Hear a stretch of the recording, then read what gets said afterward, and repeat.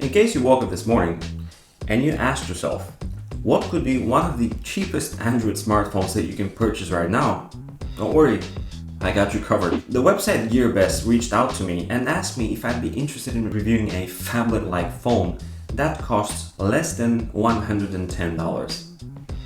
I said, sure, send it over. Let's see how bad things can go. What arrived in the mail was surprisingly interesting, and in this video, I'll show you what I mean. Hey guys, this is E, and if this is your first time here and you're into non-traditional honest tech reviews, feel free to subscribe and click on the bell icon so you don't miss anything. So what you're seeing here is something called the Elephone C1 Max. I'll be honest, since I wasn't prepared what to expect, my first reaction to the brand was, as you might expect, doubtful. Elephone. Even as I say it, Alexa will probably think it's an elephant. Nevertheless, I dug into... Still learning about elephant questions. Try asking Give Me Facts about elephants to learn more about them.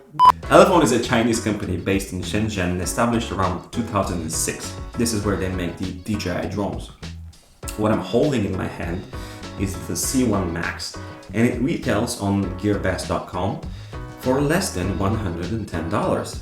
And for that, you're getting a 6-inch 720p IPS screen, quad-core 1.3 GHz processor, which you've probably never heard before, 2 gigs of RAM, 32 gigabytes of expandable storage, dual SIM slots, 5 megapixel front-facing camera, a dual 13 megapixel plus 5 megapixel rear camera, something that I don't normally see in specs, a gravity sensor, 4G LTE, fingerprint sensor, and best of all, close to stock, free of bloatware 7.0 Nougat software.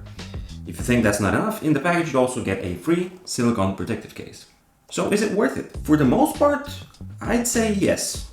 I'll start from the beginning. The phone feels heavy and hefty in the hand, but in an expensive way. It is metal and glass for the most part, and all the components seems to be assembled tight and in place. I tried bending it and I felt as if I'm trying to bend a solid block of steel. It is conservative in its industrial design, and it resembles something like Xiaomi Note's iPhone 7 Plus and Huawei Mate 9. Also, the rear fingerprint sensor is center top, quite far from the dual camera, and it can be easily reached. So throughout the years, I've seen my fair share of bad displays. This, however, is not one of them.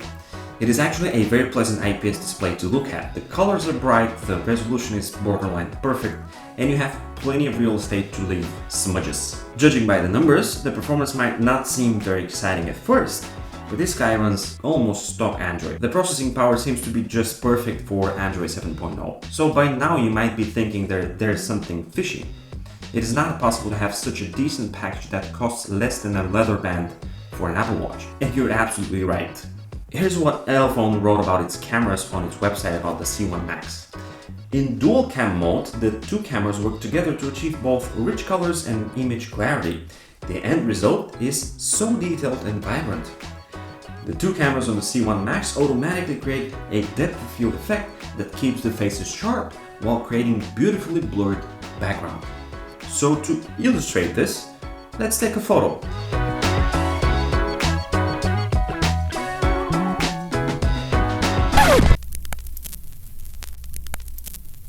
So the camera on this thing is quite bad. Perhaps instead of putting two sensors that don't work at all, Elephone could have put one that is actually worth using. Don't get me wrong, if you're getting this phone for your kid or your grandparents, the camera will do just fine. But if you're used to something decent, you'll be quite disappointed. Also, the battery on this phone is relatively small. With its 2800 milliamps, it begs the question, what else is in there that fills out the rest of this internal space? Truth be told, 3.5-4 hours of screen on time is good enough for some people. Other small compromises are the non-illuminated, non-customizable capacitive buttons on the bottom, as well as the poor sounding bottom-firing speaker. Honestly, this speaker is terrible.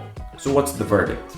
I am very pleasantly surprised by what Elephone has to offer with the C1 Max. The 6-inch screen is honestly pleasant to watch. The footprint and the shape of the phone is okay to hold. If you're willing to sacrifice the camera, or you simply don't care about it that much, you can go for it.